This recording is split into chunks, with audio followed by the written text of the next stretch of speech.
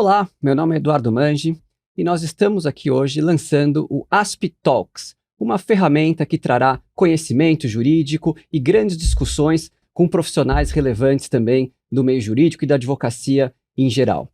Estou aqui também com a nossa diretora cultural, a Flávia Fornaciari Doria, que também apresentará os nossos convidados de hoje. Flávia, por favor, a palavra é sua, sejam muito bem-vindos. Obrigada, Eduardo.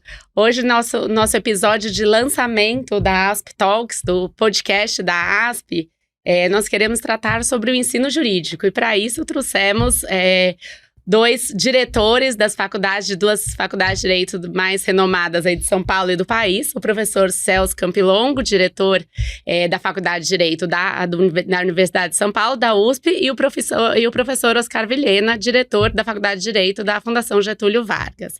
Professor Celso, professor Oscar, sejam muito bem-vindos ao nosso podcast, ao nosso ASP Talks, nosso episódio de lançamento aqui do nosso podcast. Uma grande honra, um prazer estar aqui com vocês na presença do Oscar. É um prazer enorme estar aqui com meu querido amigo Celso e com vocês dois. Parabéns pelos 80 anos da ASP. Muito obrigado. Esse também, lançar este ASP Talks também neste ano, né, que comemoramos 80 anos, também é um motivo de grande alegria. E hoje nós vamos discutir aqui, né, sobre o ensino jurídico no Brasil e desafios também para os próximos anos. Então, já gostaria de começar aqui passando a palavra para o professor Oscar Vilhena para falar dos desafios do curso de Direito da GV para os próximos anos. Professor, como que você tem visto esses grandes desafios aí que nós temos pela frente? Bom, acho que os desafios são imensos. Quer dizer, a indústria jurídica em geral vem passando por um período de enormes desafios. Em primeiro lugar, em face de uma presença cada vez mais ubíqua da tecnologia, né, que, em grande medida, impõe a carreira jurídica, que sempre foi muito avessa a isso, a lidar, seja com o emprego da tecnologia no seu trabalho, seja com a regulação da tecnologia, que é uma outra coisa, né, e também com a tecnologia na área de pesquisa. Então, eu vejo que nos próximos anos, né, não só para a FGV, mas para todos nós que estamos trabalhando com essa parte do sistema jurídico, que é a formação de novas advogadas e novos advogados, haverá um período aí de compreensão do que significa o funcionamento e o modo como a tecnologia vai se impor dentro dessas relações de ensino, né? Eu acho que esse é um desafio para qualquer escola de direito ao redor do mundo, não é um desafio apenas para a Fundação Getúlio Vargas. Para qualquer escola eu tenho conversado, faço parte de associações internacionais, de escolas de direito, e isto é um problema fundamental. Agora, é evidente que nós temos outros problemas que dizem respeito mais especificamente ao Brasil. Eu sei que o Celso tem enfrentado isso, nós temos cada vez mais também buscado a romper, que é a questão da desigualdade fundamental que você tem na sociedade brasileira. Quer dizer, nós não podemos esquecer que essa é uma sociedade profundamente desigual, que o acesso ao direito é um acesso profundamente desigual e também as boas escolas, né?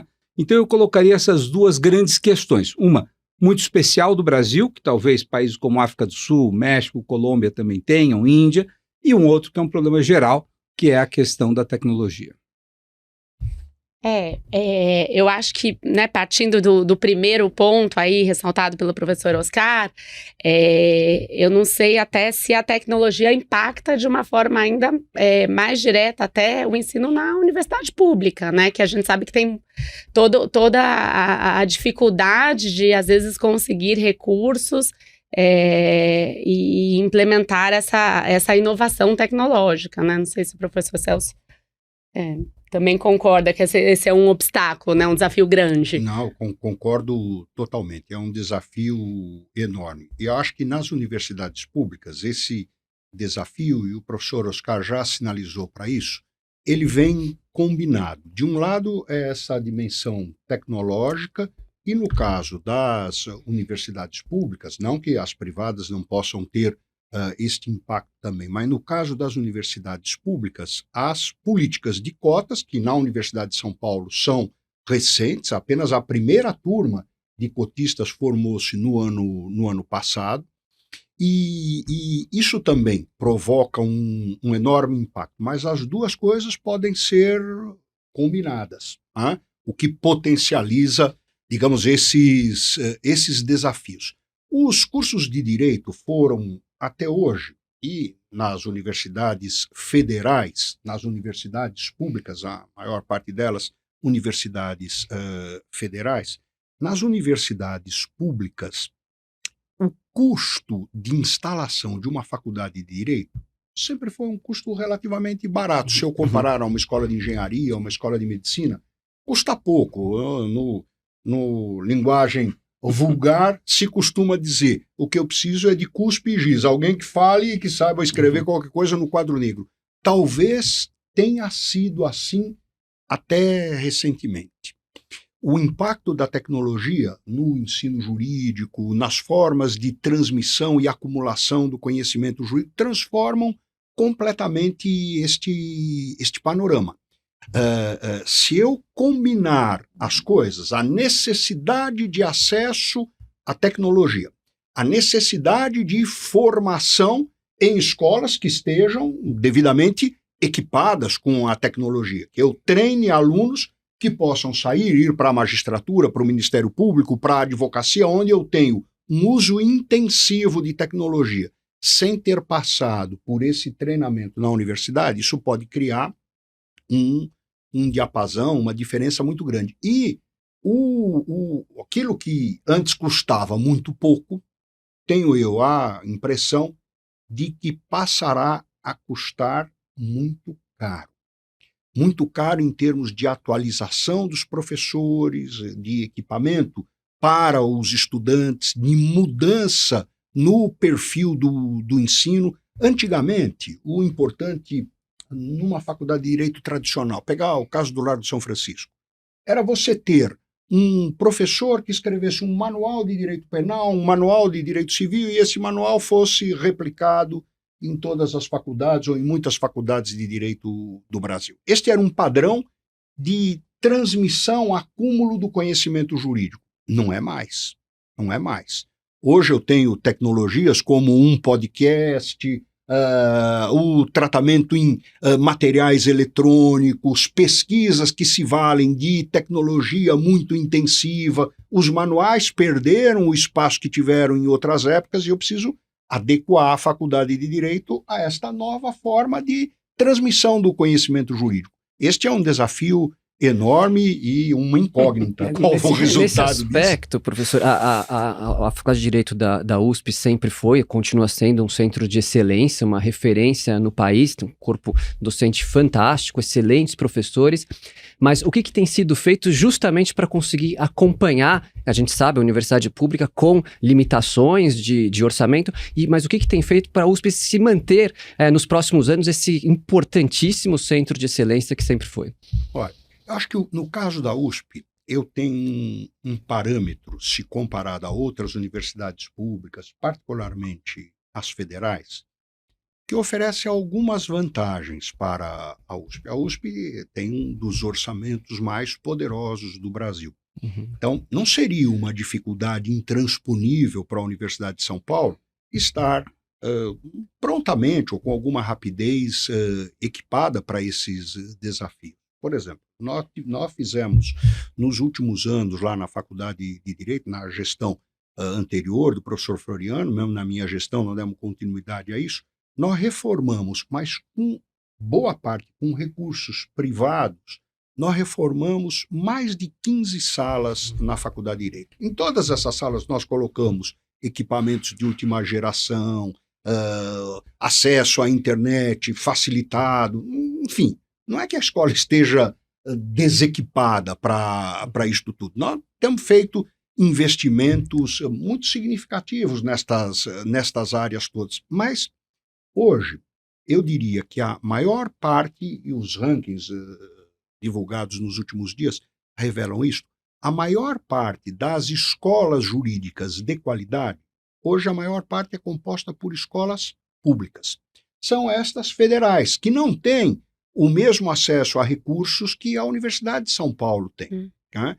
E eu fico um pouco com o receio de que a gente perca, quer na USP, quer nas outras universidades públicas, esta capacidade de manutenção de um padrão elevado do ensino jurídico. Porque nas privadas, exceção feita a algumas exceções, honrosas exceções, é o caso da Fundação Getúlio Vargas, é o caso de mais algumas outras poucas escolas, né, que têm esta capacidade. A grande maioria das escolas privadas de direito que nós temos no Brasil não oferecem um ensino de boa qualidade. Infelizmente, não oferecem. São incontáveis escolas, inúmeras escolas, e todas elas deixam muito a desejar. As públicas se destacam neste ambiente, mas é possível que este desafio tecnológico faça com que a diferença entre as públicas e as privadas ele diminua né? contra as escolas públicas, né? Eu acho que esse sempre foi um desafio, né, das faculdades públicas, e essa proliferação de faculdades privadas de direito, né? Eu lembro há algum tempo de ver uma pesquisa que havia mais faculdades de direito no Brasil do que McDonald's, né? Então, essa dificuldade, que é a dificuldade de inserção das faculdades também privadas, porque para uma faculdade privada também se destacar, ela também deve concorrer e ter essa concorrência até ser considerada efetivamente uma faculdade privada diferenciada, né? Então, essa proliferação que acaba tendo um filtro aí no exame de OAB, por exemplo, ou nos concursos públicos, né? Acho que isso acaba sendo um termômetro para as boas faculdades privadas, né? Mas acho que não deixa de ser um desafio, né, professora Ascar? Não, sem dúvida nenhuma. Eu sempre olho a questão do ensino, pela questão da necessidade, né? Quer dizer, o que o Brasil precisa, quais são os grandes desafios da sociedade brasileira nesse momento e se as escolas de direito estão sendo capazes de dar conta desse desafio, né?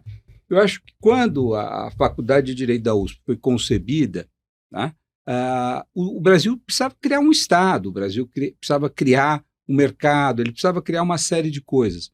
Hoje nós temos desafios que são outros.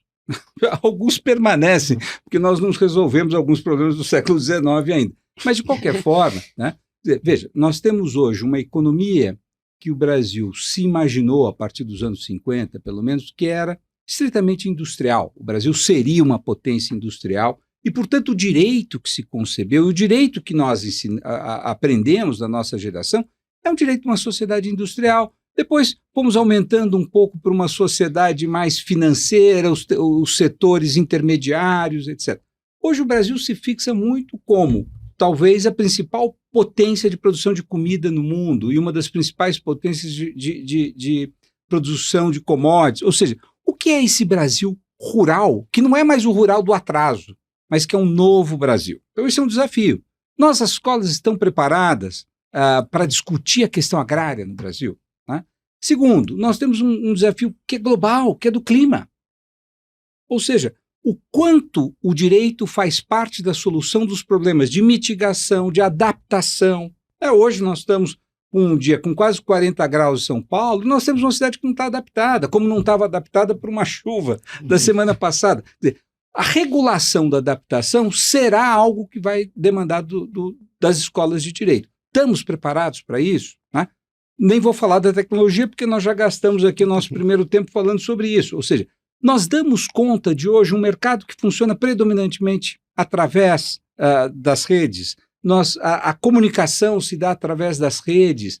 Tudo, né? A educação se dá através das redes. Então, eu acho que nós temos desafios, tanto materiais, das escolas se readaptarem para pensar a questão climática, para pensar a questão da tecnologia e para pensar a questão de um mundo muito esquisito que nós vamos começar a viver, que é um mundo onde o trabalho vai continuar existindo, mas o emprego talvez não. Né? E se o emprego não existe, isso cria tensão social. Né? Como é que você financia o estado de bem-estar social? Então, todas essas são questões que eu acho que são prementes para a sociedade como um todo, mas isso rebate nas escolas de direito. Então, para concluir, eu diria, as escolas de direito, ao meu ver, têm um grande desafio de começar a focar cada vez mais na solução desses problemas por meio do direito. Como é que nós fazemos isso? Deixarmos de ser uma escola que tem resposta pré-pronta para sermos uma escola que se envolve e busca, junto com os economistas, com os sociólogos, com a política, etc., construir soluções. Porque o mundo ele passa por um período de muita trepidação e o direito é um mecanismo. Ele é um mecanismo que pode não só oferecer soluções racionais, mas especialmente soluções pacíficas para os conflitos que a gente vai assistir. Então, em resumo, eu acho que esses são os grandes desafios que a gente tem agora. Pois é, e como lidar também com esses desafios, né, numa era pós-pandemia, onde veio, né, o ensino remoto com muita força. Hoje nós temos o IAD. Eu estive recentemente em faculdades no interior, tanto na IT como em Bauru, como na UNAERP em Ribeirão Preto, e há uma dificuldade, né, para o presencial, porque muitos alunos, no interior acontece muito, né, essas faculdades são polos, né, então muitos alunos vêm de cidades muito distantes, às vezes mais de 100 quilômetros de distância. E há uma certa relutância para o retorno ao ônibus, mas eu não preciso mais pegar um ônibus e andar 80 quilômetros. Aqui em São Paulo, tanto na GV como na USP, nós temos o problema do trânsito aqui na nossa capital. Às vezes os deslocamentos aqui também não são fáceis. Professor Celso Campilão, como que o senhor vê isso também na Universidade de São Paulo? Isso mostra um pouco os paradoxos que estão por trás do uso da tecnologia, porque esse ensino à distância ele se faz maciçamente por meios tecnológicos, por meios digitais. Isto foi muito positivo durante o período da pandemia.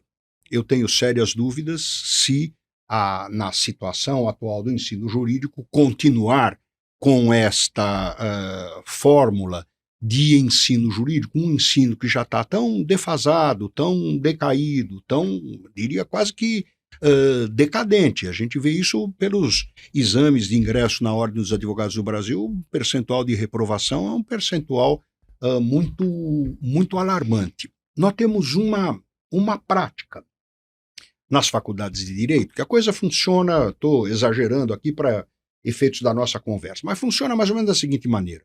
O aluno vai para a escola de manhã, conversa com os seus colegas, conta para os seus colegas o que ele fez no dia passado no escritório de advocacia, né? Depois volta para o escritório de advocacia, troca ideia lá com o advogado que lidera a equipe, conversa com os demais estagiários. É isto que vai fazendo com que o aluno se forme. É o diálogo, é a conversa com o professor, com o colega, com o advogado no escritório de advocacia.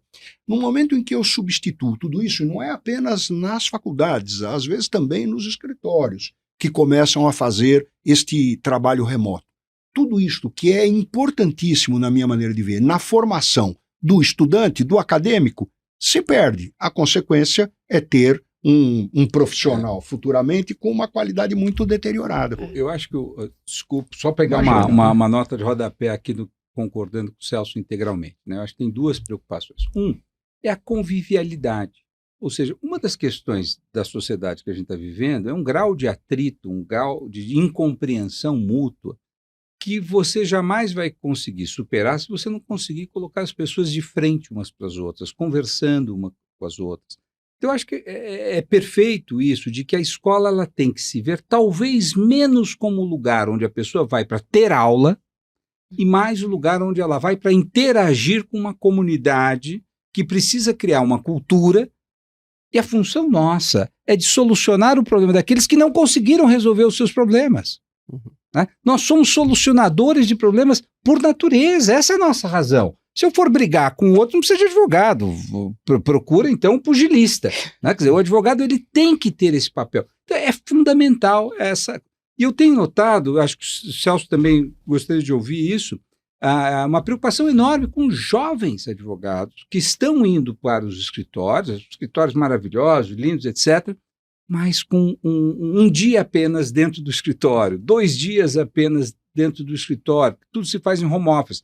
Então, quer dizer, isto vai gerar uma lacuna na formação desses jovens e muitos deles vão deixar o direito, porque deixam de ver como uma atividade interessante, uma atividade de socialização intensa, para ser alguém que à distância fica resolvendo ou preenchendo, fazendo compliance ou outra coisa assim. Então, eu acho que a gente tem um desafio enorme agora de retomar o convívio. Eu sempre penso hoje na Faculdade de Direito quase como um SESC, um lugar onde as pessoas vão e que tem enormes atividades, elas aprendem, sobretudo, a conseguir conviver com a diferença, conviver com o outro. Né? Eu acho que isso é muito importante. Acho que esse aspecto do direito ser uma ciência social, né? Eu acho que isso os estudantes estão vindo para estão buscando o ramo jurídico, esquecendo isso, né? Que o direito é uma ciência social e que essa convivência é necessária e importante, porque não adianta saber os 1000 e tantos artigos do Código Civil de cor, que nem por isso eu vou ser uma boa advogada na solução dos problemas, né?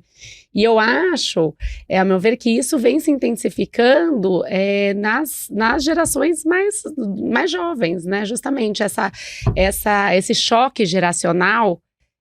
Como o professor Oscar falou, né, hoje em dia a informação dos jovens é obtida em redes sociais, né, por um post com cinco palavras, uma frase, ali tem que estar toda a informação completa para os jovens poderem se informar, né? E se você não gosta de alguém, você bloqueia. Você não precisa conviver. Você não precisa, exato, você não precisa conviver, você não precisa ler notícia ruim, né? Você não precisa só, não quero mais, você falou uma coisa que eu discordo, eu não quero mais.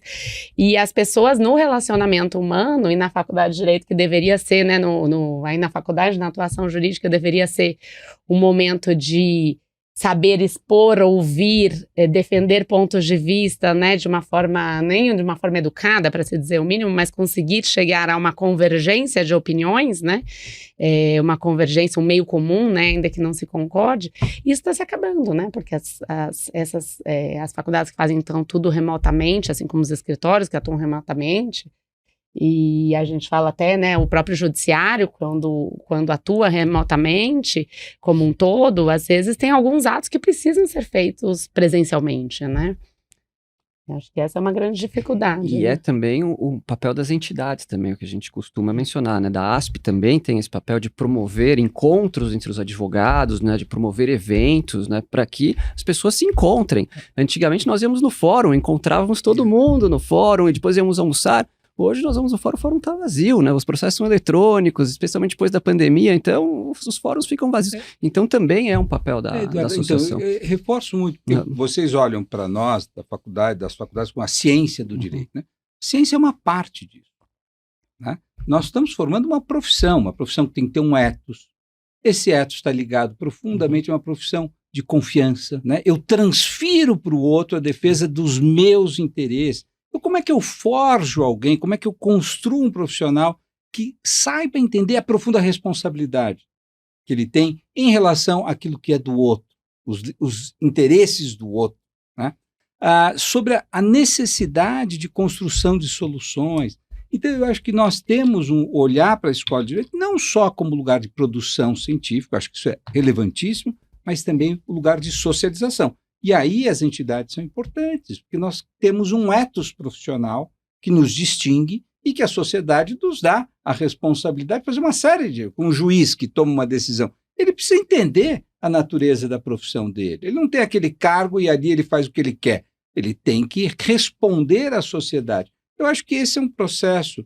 Eu não quero ser aqui um velho reacionário, não, antes era melhor. Não é que antes era melhor, é que a tecnologia tem imposto algum tipo de dificuldade que a gente ainda não sabe superar. Eu creio que os meninos e as meninas saberão fazer isso no futuro, mas a gente precisa apostar que isso e laborar para que isso aconteça. Né? E nesse aspecto também, a diversidade também vem para colaborar com isso também.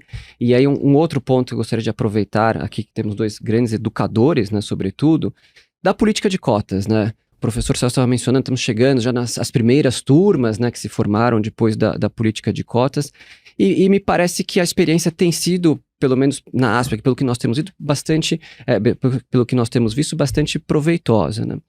Mas, por outro lado, e aqui extrapolando já para além, né, do ensino jurídico, eu percebo que, especialmente nas grandes escolas particulares, e aí eu digo ensino de primeiro grau, ensino de segundo grau, ensino médio, né, ensino fundamental, especialmente nas particulares, não há política de cotas. Eu vejo pela escola que as minhas filhas estudam, são pouquíssimos, né, os negros, e como que os senhores veem isso, né, essa experiência, se é realmente positiva, e se seria uma possibilidade de estender isso, né, para o ensino, começar para o ensino médio, depois para o ensino fundamental, nível 1 e nível 2, isso seria possível? Bom, Eu acho que este é um desafio que exige muita reflexão, viu? Porque é claro que a política de cotas é extremamente positiva. Eu acho que o perfil socioeconômico na Faculdade de Direito da USP mudou radicalmente, mudou completamente e para melhor, positivo. Muitos aspectos que são bastante positivos. Mas acho que nesta lógica de conviver com a diversidade, conviver com a pluralidade, nós precisamos tomar cuidado para não incorrermos naquilo que nós fizemos um seminário há poucas semanas, com a GV, um seminário sobre o Norberto Bobbio e o Túlio Ascarelli. Foi um seminário muito bacana, estava lá uma turma da GV. Eu estava viajando, não fui, infelizmente. Foi um seminário muito bacana. E a conferência de encerramento, quem fez foi o professor Celso Laffer, um grande especialista em Norberto Bobbio. E eu fiz um comentário à aula fantástica que o professor Laffer deu lá, que era o seguinte: o Bobbio se vale muitas vezes da necessidade de nós fugirmos dos extremos. Ele chama isso tomar muito cuidado com a fúria dos extremos. Por quê? Foi um gancho que eu encontrei para tentar aproximar aqui o Bobbio e o Túlio Ascarelli. O Túlio Ascarelli chegou ao Brasil num momento de guerra. Durante a Segunda Guerra Mundial, ele veio fugido da Europa para o Brasil.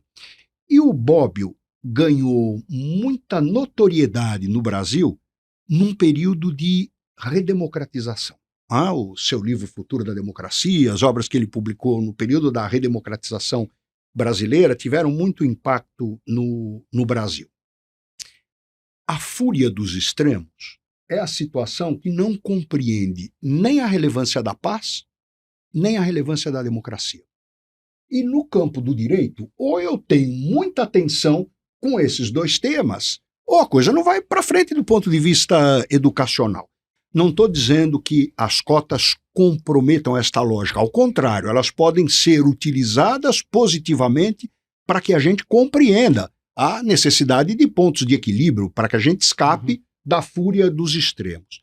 Mas, às vezes, esse discurso identitário que contrapõe posições de forma extremada também pode ser muito perigoso. Eu tenho algumas preocupações, alguns receios em relação a esta lógica, que ao invés de nós abrirmos definitivamente uma porta para escaparmos da fúria dos extremos, nós façamos o contrário. Fechemos os espaços para a paz e para a democracia e com o risco de incorrermos nesta fúria perigosíssima. Enfim, concordando também com o Celso, eu acho que a gente vive um período de transição. É uma transição necessária e positiva, mas é um período de transição. Veja bem, você falava da escola dos suas filhas, dos seus filhos que não têm pessoas negras, né? Eu fui educado numa escola privada, eu nunca tive um colega negro, nunca tive um professor negro, depois fui aluno do Celso, senão ele fica bravo comigo, que ele não tinha idade para isso. Mas eu não tinha, na PUC, eu nunca tive um colega negro ou um professor negro. Né? Eu, quando passei da aula na PUC, tive alguns raríssimos alunos negros. Né? O Tiago Amparo está aí e outros que foram meus alunos. Mas o fato é que eu tive uma educação segregada. Né? Meu primeiro colega e professor negro eu fui ter na Universidade de Columbia, em Nova York, nos anos 90, que era uma coisa que tinha... Né? Então, veja, eu acho que é inaceitável a gente ter uma sociedade com 50% da população negra e nós vivermos em espaços segregados. Então, o Brasil terá que fazer essa transição. É bom que ele faça essa transição, mas essa transição ela gera curto-circuitos e a gente vai ter que saber operar esses curto-circuitos. Né? Eu vejo numa escola privada que não tem o rigor que vocês tiveram na colocação de um programa de cotas de 50%. Né? Nós temos programas de bolsas muito agressivos para alunos da escola pública e negros. Agora, assumimos uma ação afirmativa com cotas mínimas de 12% a 15%. A escola de administração também fez, isso é muito importante para a escola de administração. Agora, você tem que financiar esse jovem. Por exemplo, porque um jovem que vai para uma escola que tem período integral, com 3 anos, ele não pode fazer estágio. como é que ele paga o ônibus? Como é que ele paga a comida? Como é que ele paga... Então, você tem que ter fundos privados para fazer isso. Uma escola que incentiva os jovens a ir para o exterior, passar um semestre fora. Como é que você financia o jovem que vai para a Inglaterra, para a Itália, para a África do Sul? Veja, então é muito difícil. Eu acho que o Brasil tem esse problema estrutural da desigualdade, acho que é um problema inescapável. E eu estou com o Celso no sentido de que eu vejo que enriqueceu. Na medida em que nós trouxemos mais alunos da escola pública, mais alunos negros para dentro de uma escola, vamos dizer, tão de elite como é, porque custa muito caro, né, com bolsa, etc., isso melhorou a escola, melhorou a vida de todos, embora tenha tornado mais difícil, né, porque nós temos que hoje nos deparar com questões que muitas vezes passavam à margem. Acho que é um processo inescapável, a gente vai saber navegar, mas tem essas questões. E no caso da GV, o nível dos alunos bolsistas, se nós pegarmos notas, é ligeiramente superior do que dos alunos em geral. Então, é uma experiência muito positiva. Acho que todos nós estamos felicíssimos de que isso está acontecendo, muito embora trepide, né? Porque você tem atritos que antes estavam fora da escola e você não passava. Então, eu acho que a gente vai... É para o bem da integração da sociedade brasileira, mas cuidados têm que ser tomados e lembrar do Bob é sempre bom tomar esses cuidados. A gente vê que isso sem dúvida, né? Isso em qualquer aumento, né? Amplitude do olhar na diversidade, né? Melhora o discurso de todos, né? Isso eu também estava pensando na escola dos meus filhos, também não há negros, é isso, mas e se faz toda uma política para tentar a inclusão. Mas essa possibilidade que a Fundação Getúlio Vargas tem de ter um programa mais agressivo, mais forte de bolsas e de buscando alunos das escolas públicas, as faculdades privadas, outras, muitas vezes não têm essa possibilidade e só não vai conseguindo ter esse aumento importante na diversidade também, né? Que acaba tendo mais uma desequiparação dessas tantas faculdades que existem aí no Brasil hoje, né? Pois é, mais um desafio aí para os próximos anos. Flávia, estamos chegando perto do final do nosso tempo. Mais alguma consideração? Senão a gente passa para os professores para as considerações. Eu só fico muito feliz da gente ter nosso primeiro episódio da ASP Talks, podendo debater o ensino jurídico e ver com o olhar da faculdade privada, da faculdade pública, e ver, na verdade, que ninguém tem a solução mágica, né, para esses nossos desafios, e que a gente vai ter que continuar debatendo presencialmente, né, olhando e construindo juntos, né, e espero que a ASP possa também colaborar com isso. Professor Oscar. Eu acho que a Flávia falou tudo, é um ecossistema jurídico. Eu acho que todo o sistema jurídico hoje passa por um desafio enorme, né, em face de todas essas questões que a gente discutiu aqui, a mudança do paradigma tecnológico, os desafios de clima, os desafios de inserção internacional, né? Então, os escritórios sofrem, as empresas e os jurídicos das empresas sofrem, o judiciário não sabe, como se o judiciário tivesse que resolver todos os problemas, o sistema político tem sido muito falho, incapaz de solucionar problemas que recaem sobre a justiça, que não necessariamente ela sabe. Isso também vai reverberar nas escolas de direito. Eu acho que é esse tipo de diálogo que a gente está tendo, né, que pode permitir que as escolas aprendam com a profissão, o que é a profissão, quais são os seus desafios e como é que ela lida com isso.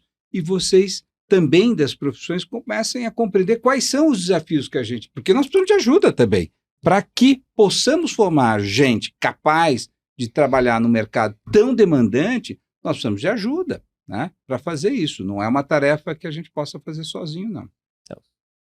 Olha, eu vou dar um exemplo que é muito simplório, mas é revelador das potencialidades que a gente tem na mão. Logo na primeira turma de cotas na faculdade, o Centro Acadêmico 11 de Agosto nos procurou com uma demanda inusitada.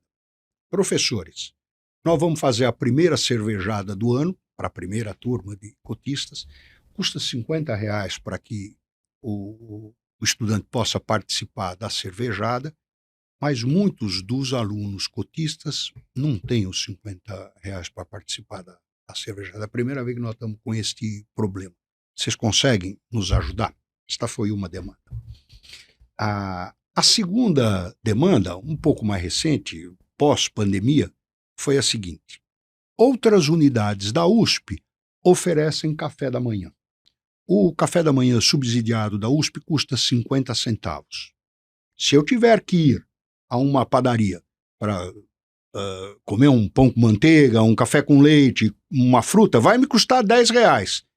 Com R$10 por dia, eu não consigo fechar a conta ao final do mês. Vocês conseguiriam trazer o café da manhã aqui também para a Faculdade de Direito? Estas eram demandas impensáveis há 15, 20 anos. Nunca foi pauta dos estudantes ter café da manhã ou ter ajuda para cervejada. Mas acho que as saídas buscadas nestes casos, que são muito exemplares, né, muito pontuais, mostram as potencialidades que nós temos para fazer coisas muito mais importantes em outras áreas, como, por exemplo, viabilizar a ida dos alunos cotistas para o exterior. Por exemplo, se eu consigo a cervejada, com um pouco mais de esforço eu consigo várias outras coisas. Né?